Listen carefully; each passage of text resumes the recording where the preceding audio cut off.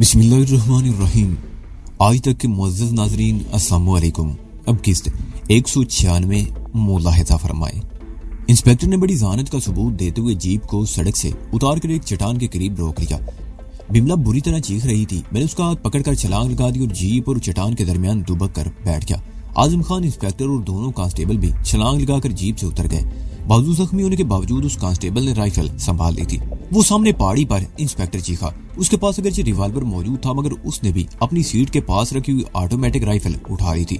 दोनों कांस्टेबल और इंस्पेक्टर अंधाधुंध पहाड़ी पर फायरिंग कर रहे थे जहां से फायरिंग हो रही थी, और फिर एक कांस्टेबल और इंस्पेक्टर दौड़ते हुए पहाड़ी पर चढ़ गए। जख्मी कांस्टेबल वहीं रुक गया था। आजम खान हमारे करीब जीप की आड़ में बैठा हुआ था। उसके आसपास किसी किस्म का असला नहीं था और खाली हाथ गनमैनों का पीछा करना हमाकत ही होती, और आजम खान इतना अहमक नहीं था। इंस्पेक्टर और कांस्टेबल तकरीबन आधे घंटे बाद वापस आए। कांस्टेबल ने एक आदमी को कंधे पर लाद रखा था। वो लाश थी। उसका जिस्म गोलियों से छिलनी था। उसके खून से कांस्टेबल की शर्ट भी सुर्ख थी। उसने वो लाश हमारी सीटों के दरमियान फर्श पर डाल दी। दो थे। इंस्पेक्टर खान की तरफ देखते हुए उसने कहा, एक पहाड़ी में फरार हो गया, दूसरा आपके सामने पड़ा है। आजम खान लाश के कपड़ों की तलाशी लेने लगा, लेकिन कुछ रकम और 4 बीड़ियों के सिवा कोई काम की चीज नहीं मिली। इस रकम में 2 नोट नेपाली करेंसी के थे, जिससे बहरहाल ये तय हो गया कि यह हमला भी आजम खान पर ही हुआ था, और मेरा अंदाजा दुरुस्त निकला। इस पर ऐसे कातलाना हमले और भी होंगे, और ये उसकी खुशकिस्मती थी कि वो इस मर्तबा भी बच गया। पहली गोली इस तरफ के आगे वाले टायर पर लगी थी जिस तरफ वो बैठा हुआ था। निशाना यकीनन उसे ही बनाया गया था, लेकिन गोली उससे 2-3 फुट के फासले पर टायर में लगी थी। हम भी लपेट में आ गए थे, लेकिन हमारी भी खुशकिस्मती थी कि बाल बाल बच गए। दूसरा कांस्टेबल जीप का टायर तब्दील करने लगा। खान ने जख्मी कांस्टेबल के बाजू पर अपने रुमाल से पट्टी बांधी थी, लेकिन उसके जख्म से खून रिस रहा था। उसे फौरी तौर पर तिब्बी इमदाद की जरूरत थी, और ये तिब्बी इमदाद उसे 1 घंटे से पहले नहीं मिल सकती थी। टायर तब्दील होने के बाद हमें बैठने को कहा गया तो बिमला जीप पर चढ़ते हुए झिझक रही थी। उसके चेहरे पर खौफ के हल्के से तासरात थे। सीटों के दरमियान वो लाश पड़ी हुई थी, और बिमला जैसी लड़की के लिए लाश पर पैर रखकर बैठना मुमकिन नहीं था। आजम खान ने सूरत-ए-हाल को ताड़ दी और बिमला को अपनी सीट पर बिठाकर खुद मेरे साथ बैठ गया। जीप एक बार फिर तेज रफ्तारी से दौड़ने लगी। इंस्पेक्टर वाली राइफल आजम खान ने ले ली थी, और दोनों कांस्टेबल भी चाको चौबंद बैठे सड़क के इतराफ में पहाड़ियों की तरफ देख रहे थे। आधे घंटे बाद हम पहाड़ियों से निकल गए। आगे किसी हद तक मैदानी इलाका था। पहाड़ियां बहुत दूर से नजर आ रही थी, और मेरा ख्याल है कोई भी पहाड़ी 3-4 हजार फुट से ज्यादा बुलंद नहीं थी। ताब उनके पीछे शुमाल की तरफ ये पहाड़ी सिलसिला बदतरीन बुलंदी इख्तियार करता चला गया था। किसी हाथ से नाखुशगवार वाक़े से 2-4 हुए बगैर हम मजीद 40 मिनट बाद तंगपुर पहुंच गए। ये एक बड़ा कस्बा था। इंस्पेक्टर ने जीप हॉस्पिटल के सामने जाकर रोकी। इंस्पेक्टर जीप से उतरकर दोनों कांस्टेबलों के साथ अंदर चला गया। बिमला अगली सीट पर बैठी रही। मैं और आजम खान भी नीचे उतर आए। हॉस्पिटल में आने वाले लोग जीप पर पड़ी हुई लाश देखकर रुकने लगे, और बहुत जल्द वहां हुजूम सा लग गया। तकरीबन 10 मिनट बाद कांस्टेबल के साथ हॉस्पिटल के 2 मुलाजिम स्ट्रेचर लेकर आ गए और लाश को स्ट्रेचर पर डालकर ले गए। जीप के पिछले हिस्से में खून फैला हुआ था और मक्खियां भिन भिना रही थी। मैंने बिमला को इशारा किया, वो भी जीप से उतर आई। हम हॉस्पिटल के गेट के अंदर की तरफ एक दरख्त के नीचे बेंच पर बैठ गए। इंस्पेक्टर अपने कांस्टेबलों के साथ तकरीबन आधे घंटे बाद हॉस्पिटल से बरामद हुआ था। जख्मी सिपाही के बाजू पर पट्टी बंधी हुई थी। आप लोग होटल में जाकर आराम कीजिए, मैं फारूक होकर आता हूँ। जीप भी साफ करवानी है, पिछली तरफ खून बिखरा हुआ है, इंस्पेक्टर ने खान की तरफ देखते हुए कहा, और जख्मी बाजू वाले कांस्टेबल को हमारे साथ कर दिया। नेपाल की सरहद पर वाकई ये कस्बा 20-25 हजार की आबादी पर मुश्तमिल था। पीलीभीत से भी एक पुख्ता सड़क यहाँ तक आती थी, और एक पुख्ता सड़क नेपाल की सरहद के दूसरी तरफ भी चली गई थी। बारूनक कस्बा था। पुरानी तर्ज की इमारतें थी। हम कांस्टेबल के साथ मुख्तलिफ बाजारों में घूमते हुए एक होटल में आ गए। ये होटल पुरानी तर्ज की एक हवेली नुमा इमारत में बना हुआ था। 4 दीवारी के अंदर बसी हुई अरीज कंपाउंड था, जिसके कुछ हिस्से पर घास लगी हुई थी और बाकी हिस्से में मिट्टी उड़ रही थी। हवेली की 2 मंजिला इमारत बहुत बड़ी थी। नीचे ऊपर कई कमरे थे। मुझे और बिमला को जो कमरा मिला ऊपर वाली मंजिल की रायदारी के ऐन आखिर में था। कमरे के सामने कुशादा बालकनी थी, जिसके ऊपर साइबान सा बना हुआ था। इस बालकनी में बैठकर सामने दूर तक बाजार का नजारा किया जा सकता था, और सबसे अच्छी बात यह थी कि इस कमरे में बाथरूम भी था, और हमें बाहर रायदारी में किसी जगह बाथरूम के सामने लाइन में खड़े होने की जरूरत नहीं थी। इंस्पेक्टर आजम खान को ग्राउंड फ्लोर पर कमरा मिला। इस तरह हम दोनों एक दूसरे से काफी फासले पर हो गए। मेरे ख्याल में इस कस्बे का सबसे अच्छा होटल था, इसलिए यहाँ सबसे ज्यादा रौनक थी।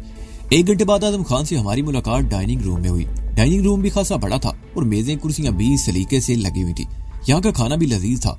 खाने के बाद आजम खान कहीं चला गया। उसने कहा था कि हम चाहें तो शहर में घूम फिर लें, लेकिन रात 9 बजे के बाद अपने कमरे में रहें, क्योंकि ऐन मुमकिन है हम लोग रात ही के किसी हिस्से में सरहद पार कर जाएं। खाने के बाद हम अपने कमरे में आ गए। बिमला तो बेड पर लेट गई और मैं बालकनी में बैठकर सामने बाजार का नजारा करने लगा। बड़ा बारूनक बाजार था। कुर्सी पर बैठे बैठे मेरे दिमाग पर गुनूदगी तारी होने लगी। दोपहर के खाने के बाद हमेशा मुझ पर सुस्ती तारी हो जाया करती थी। मैं उठकर अंदर आ गया। बिमला भी खराटे ले रही थी। बेड काफी कुशादा था। मैं भी एक तरफ लेट गया। 5 बजे की बिमला ने मुझे जगाया। उसने नहाकर कपड़े बदल लिए थे और खासी ताजा दम लग रही थी।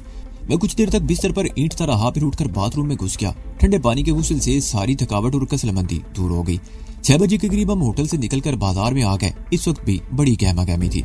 ढाकों में ज्यादातर देहाती किस्म के लोग थे जो आसपास की बस्तियों से आए हुए थे और अब उन्हें वापस जाने की जल्दी थी।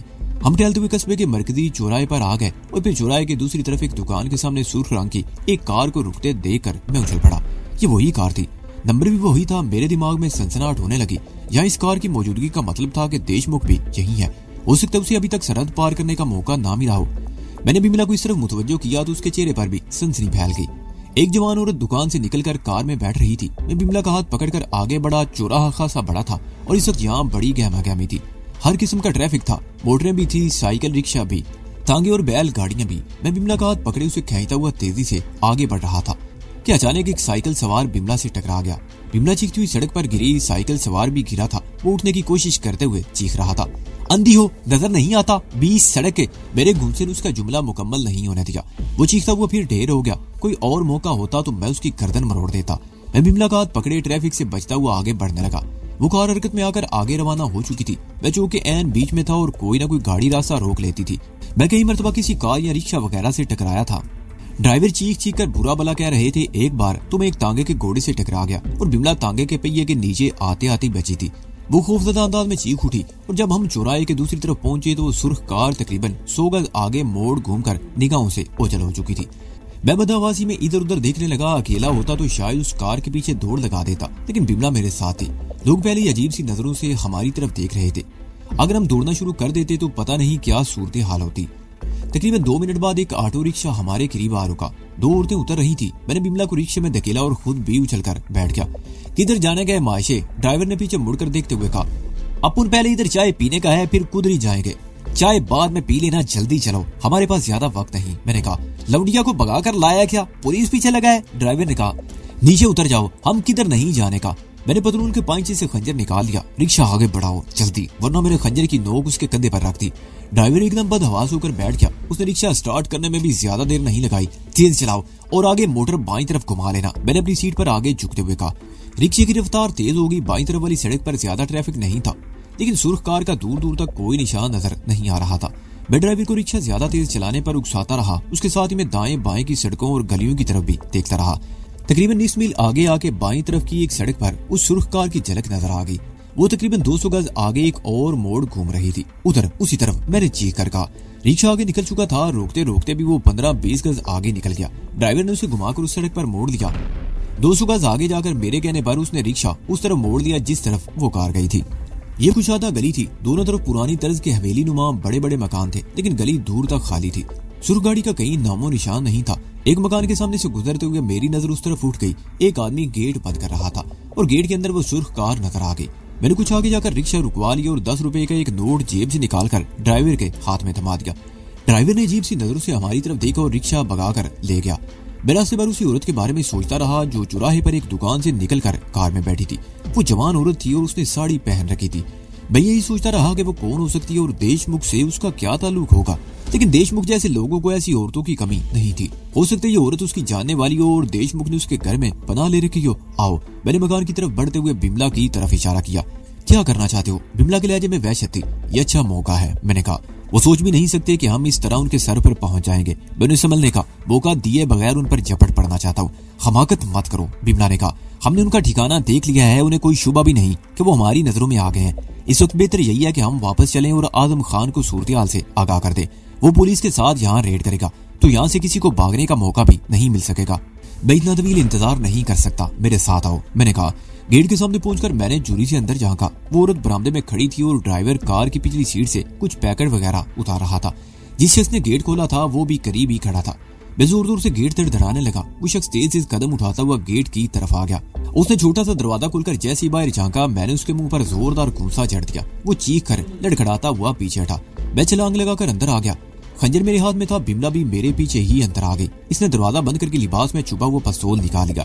इसने अक्लमंदी ये की कि होटल से निकलते वक्त पिस्तौल अपने लिबास में छुपा लिया था। ए कौन हो तुम लोग, ठहरो। तुम्हारी तो हट्टा कट्टा। ड्राइवर दौड़ता हुआ मेरी तरफ लपका।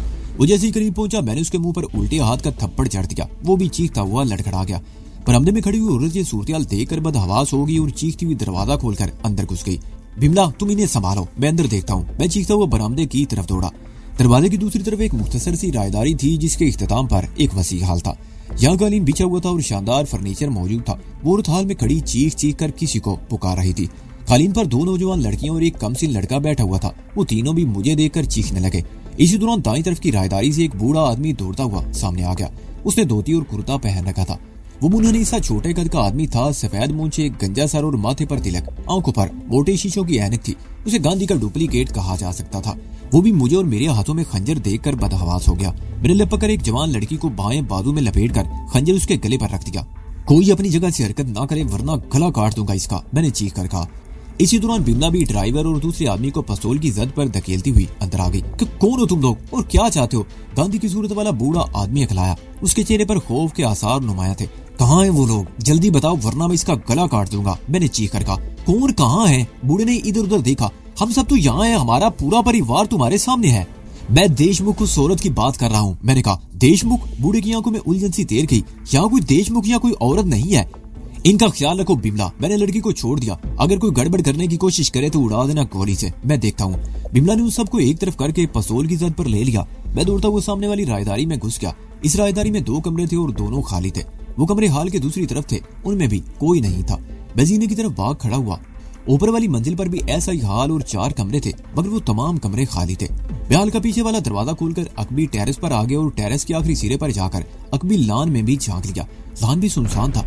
किसी कमरे में भी ऐसे आसार नजर नहीं आए थे जिससे अंदाजा होता कि कोई अफरा तफरी में यहाँ से भागा होगा।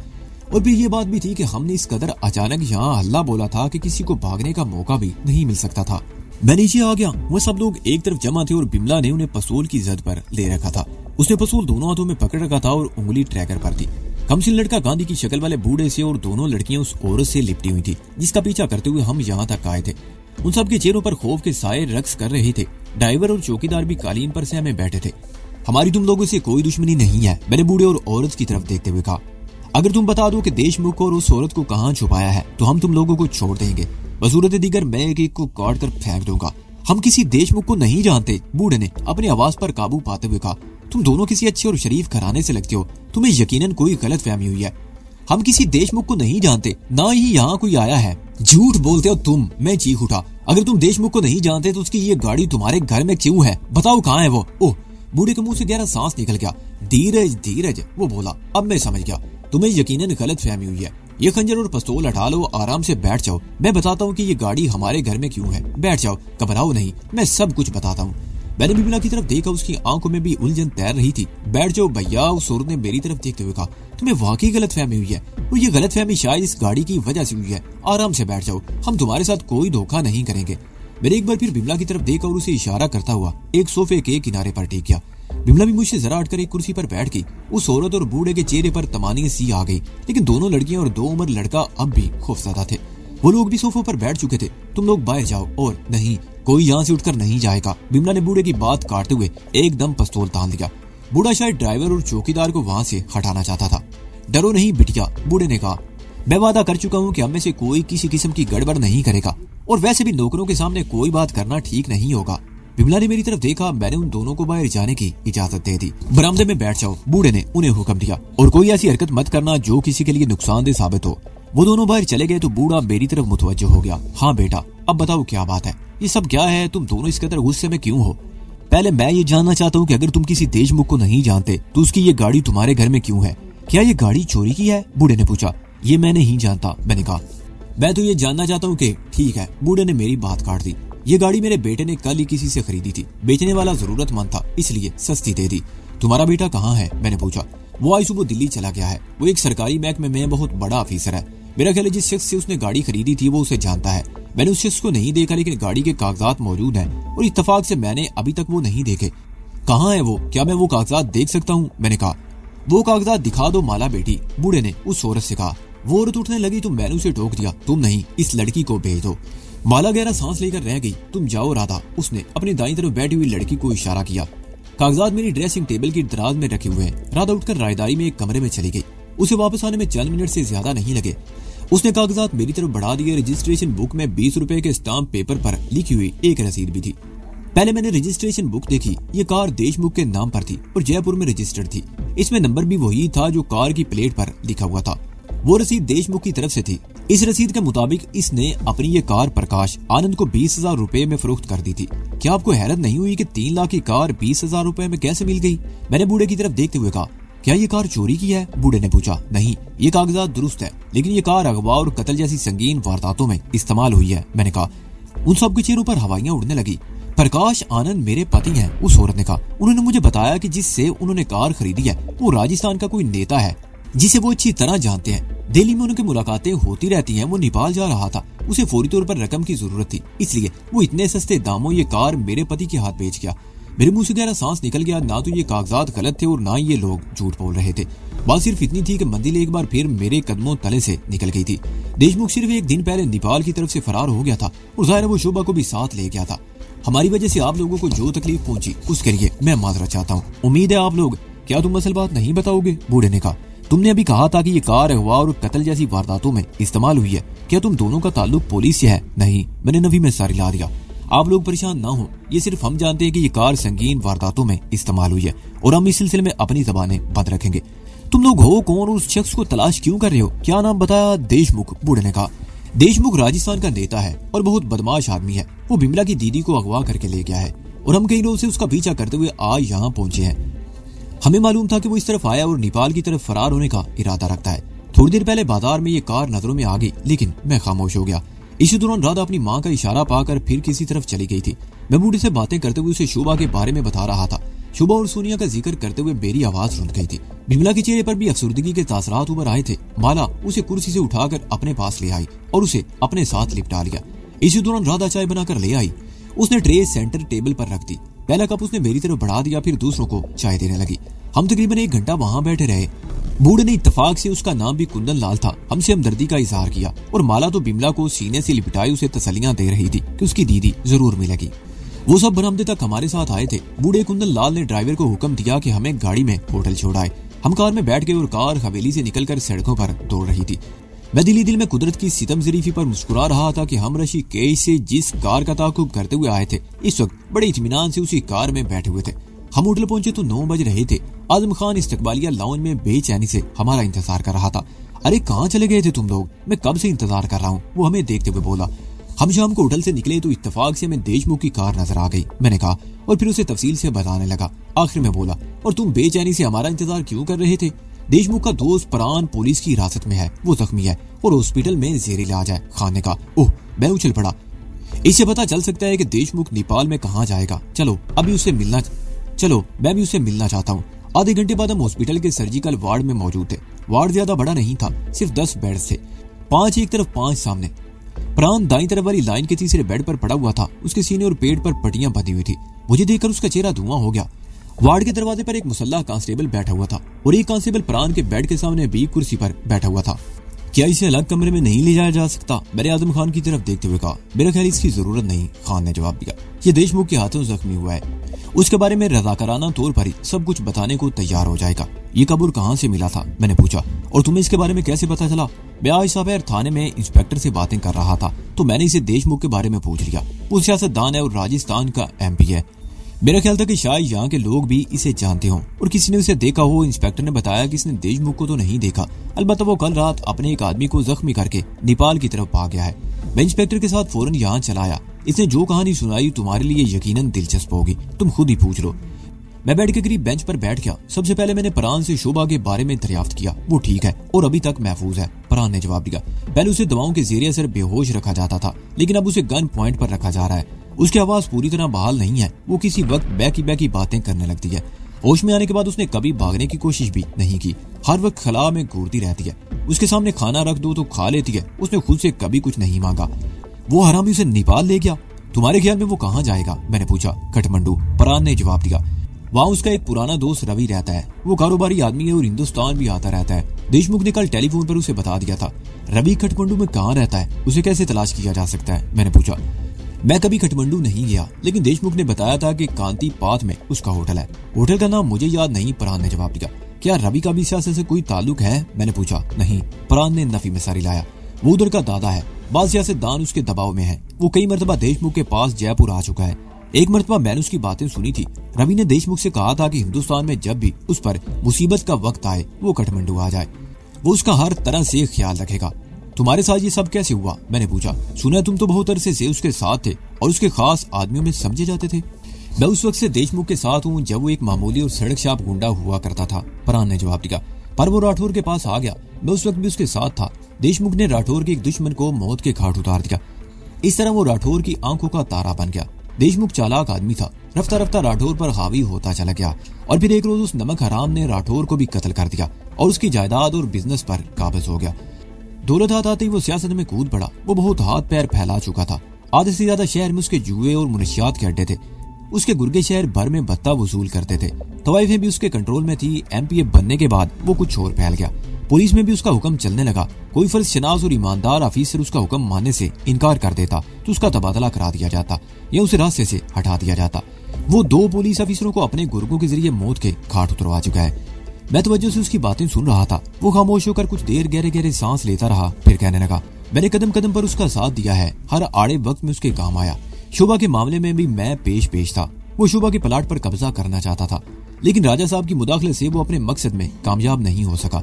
और फिर ये पट्टी मैंने ही उसे पढ़ाई थी कि अगर वो शोभा से शादी कर ले तो वो प्लाट ही नहीं, शोभा की सारी जायदाद उसके कब्जे में आ जाएगी।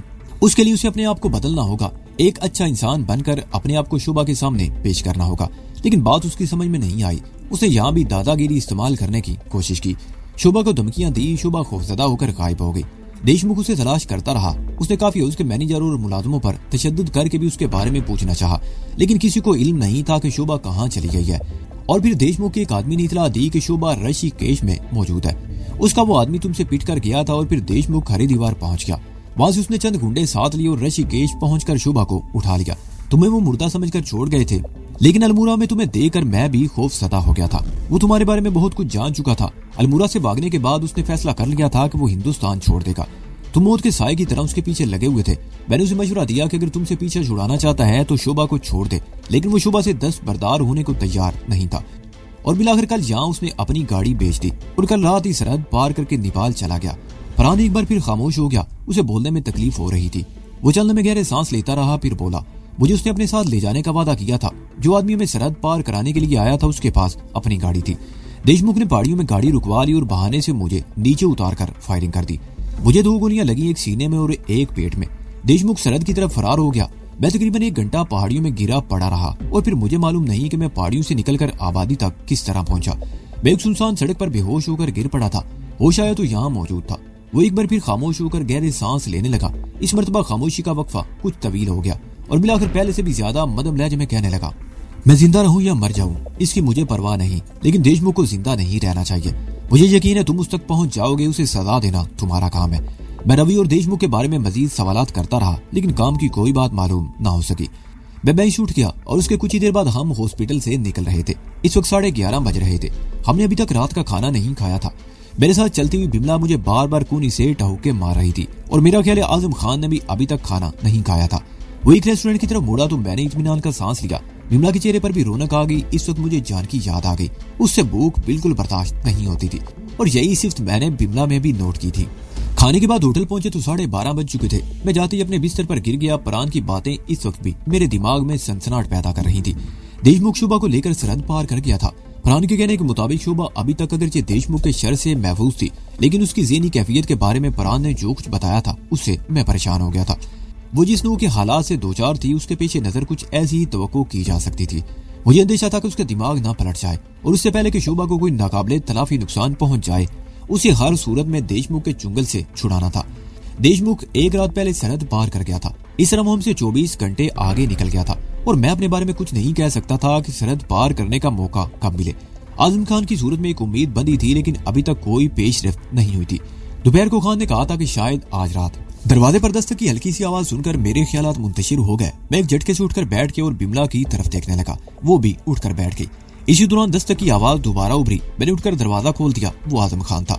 सो गए थे? वो अंदर दाखिल होते हुए बोला। नहीं, मैंने जवाब दिया। आजकल नींद शायद हमसे रूठ गई है। तुम इस वक्त हम जा रहे हैं। उसने मेरी बात काट दी। तुम लोग तैयार हो जाओ, इस वक्त 1:30 बजा है। ठीक 2 बजे तुम्हें हवेली के बरामदे में होना चाहिए। 2 बजे के बाद किसी वक्त भी हमें गाड़ी लेने के लिए पहुंच जाएगी।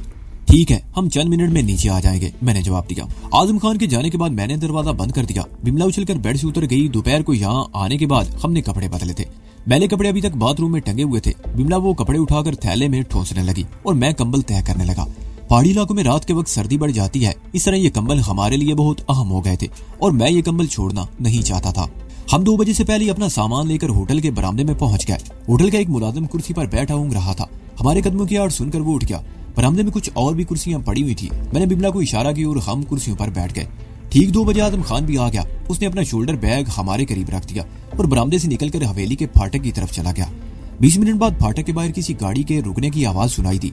आजम खान तेज कदम उठाता हुआ हमारे करीब आया और हम अपना सामान उठाकर उसके साथ चल पड़े। वो सियाह रंग की बड़ी लैंड क्रूजर थी। पहाड़ी और रेगिस्तानी इलाकों में सफर के लिए इससे बेहतर कोई और गाड़ी नहीं हो सकती। मुझे और बिमला को सबसे पीछे वाली सीट पर बिठा दिया गया। आजम खान ड्राइवर के साथ वाली सीट पर बैठ गया। दरमियान की सीट खाली थी। ड्राइवर ने खान की तरफ देखा और गाड़ी एक हल्के से झटके से आगे बढ़ा दी। शहर मुकम्मल तौर पर सुनसान और सड़कों पर सन्नाटा था। अगर कोई बड़ा शहर होता तो इस वक्त भी सड़कों पर इक्का दुक्का गाड़ियों की आमदोरफ्त जरूर होती, लेकिन रात के समय तंगपुर को देखकर लगता था जैसे जिन फिर गया हो। अलबत्ता एक मोड़ पर 2-3 कुत्तों ने भौंकते हुए गाड़ी का ताकुब जरूर किया, लेकिन थक कर खुद ही पीछा छोड़ दिया। गाड़ी शहर से निकलकर उस सड़क पर आ गई जो सरहद की तरफ चली गई थी। सरहद का फासला शहर के मरकज से चंद किलोमीटर से ज्यादा नहीं था। वहाँ चौकी थी और दिन के वक्त पासपोर्ट के जरिए सरहद पार करने वालों की बाकायदा आमदोरफ्त रहती थी, लेकिन शाम 6 बजे से इस चौकी के फाटक बंद कर दिए जाते थे। तकरीबन 2 किलोमीटर इस सड़क पर आगे जाने के बाद हमारी गाड़ी दाईं तरफ एक कच्चे रास्ते पर मुड़ गई। ये रास्ता आगे जाकर पहाड़ियों में दाखिल हो गया।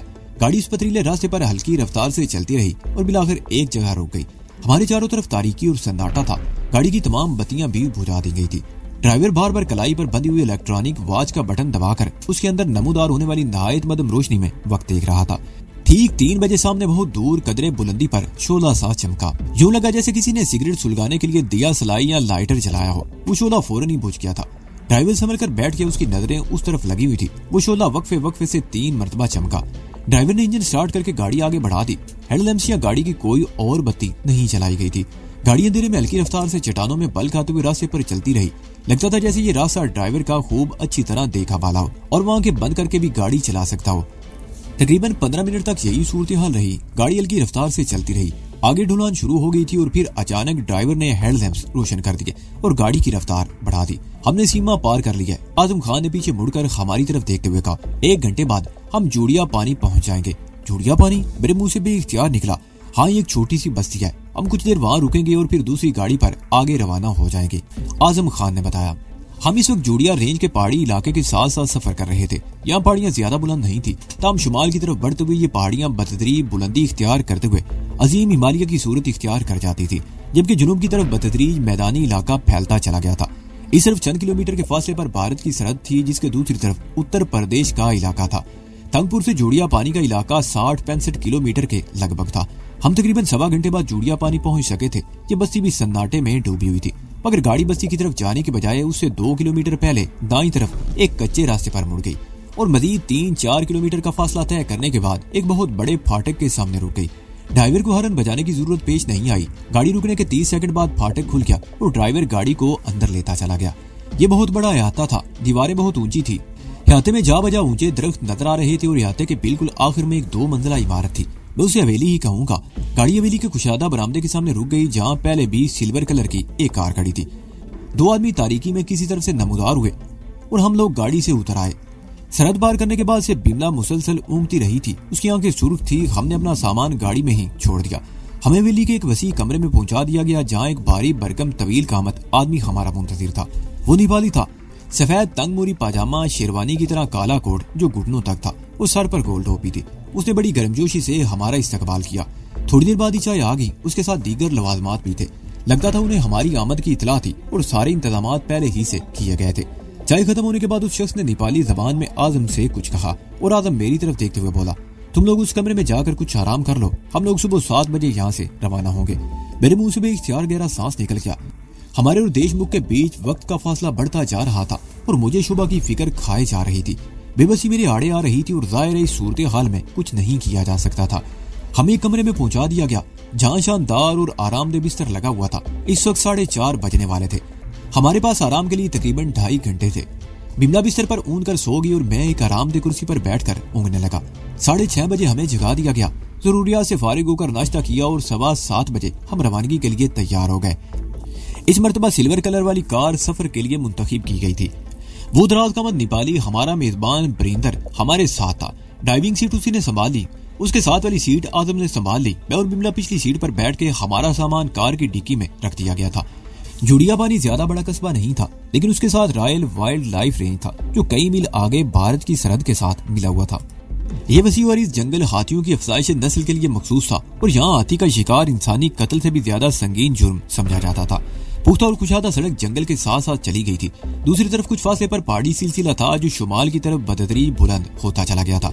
नेपाल में जगह जगह बुद्ध इबादत गाहें थी और हिंदुओं के कदीम तारीखी मंदिर थे। इसके अलावा कई नेशनल पार्क, परिंदों और जंगली जानवरों के रिजर्व वाइज थे जहाँ जंगली हयात को मुकम्मल तहफ़्फ़ुज़ फराहम किया गया था। गैर मुल्की सियाह भी बड़ी तादाद में इन मुकामात पर सैरो तफरीह के लिए आते थे और इसलिए सड़कों और रास्तों पर खासी तवज्जो दी गई थी ताकि सियाहों को आमदोरफ्त में कोई दुश्वारी पेश न आए। तकरीबन 250 किलोमीटर का फासला तय करके हम दोपहर के वक्त तेल पानी नामी कस्बे में पहुंच गए। उसके साथ ही मीलों तक फैला हुआ परिंदों का रिजर्व वायर, इससे आगे नेशनल पार्क था जो मीलों आगे तक चला गया था। दोपहर का खाना हमने तेल पानी के एक रेस्टोरेंट में खाया और कुछ देर आराम करने के बाद आगे रवाना हो गए। बड़ा सरसब्ज और खूबसूरत इलाका था। सड़क भारत की सरहद के मुतवादी चल रही थी। इसकी दूसरी तरफ यूपी का सूबा था जिसे हिंदुस्तान की सबसे बड़ी रियासत होने का एहसास हासिल है। कहीं हम सरहद के बिल्कुल करीब पहुंच जाते और कई मीलों का फासला हायल हो जाता। शाम 5 बजे के करीब हम बटवाल पहुंच गए। ये मुतवस्सित दर्जे का शहर था और यहाँ एयरपोर्ट भी था। इस शहर से तकरीबन 40 किलोमीटर जनूब में भारत की ऐन सरहद पर महात्मा बुद्ध की जन्म भूमि लमीन नामी कस्बा था और शायद इसी वजह से बटवाल शहर में भी बुद्ध बख्शू बड़ी तादाद में नजर आ रहे थे। लमीन जाने वाली सड़क सुधारत हाईवे पर ट्रैफिक की आमदोरफ्त ज्यादा थी। बटवाल में हमने एक होटल में पड़ाव डाल दिया। मुझे और बिमला को होटल में छोड़कर आजम और बरिंदरा कहीं चले गए, लेकिन 6 बजे के करीब वो दोनों वापस आ गए। बरिंदरा तो होटल के बाहर कार में बैठा रहा और आजम हमारे कमरे में आ गया। जल्दी से तैयार हो जाओ, हम तानसीन जा रहे हैं, उसने बारी बारी हम दोनों को देखते हुए कहा। मैंने तानसीन का नाम सुन रखा था, वो तो कोई कलाकार था। सुना उसके गले में बड़ा सूज था, वो जब गाता था तो कायनात की हर शय साकत हो जाती थी। मगर आजम खान पता नहीं किस तानसीन की बात कर रहा था। मैं समझा नहीं। तानसीन? अरे भाई शहर का नाम है जो यहाँ से 40-45 किलोमीटर के फासले पर वाक़ है। उसने मेरी बात काट दी। हमें मालूम हुआ है कि तुम्हारा शिकार देशमुख तानसीन में वाक़ नारायण मंदिर में मौजूद है। इससे पहले कि वो वहां से निकल जाए हमें वहां पहुंच जाना चाहिए। मैं एक झटके से उठ गया। मेरे पैरों को आराम पहुंचाने के लिए जोगर्स उतार रखे थे। मुझे जोगर्स पहनने में 1 मिनट से ज्यादा नहीं लगा। बिमला मुझसे पहले उठकर दरवाजे के करीब पहुंच चुकी। होटल से बाहर आने में भी हमें 2 मिनट से ज्यादा नहीं लगे थे। बरिंदरा कार में ड्राइविंग सीट पर बैठा हुआ था। इंजन स्टार्ट था। हमारे बैठते उसने कार आगे बढ़ा दी।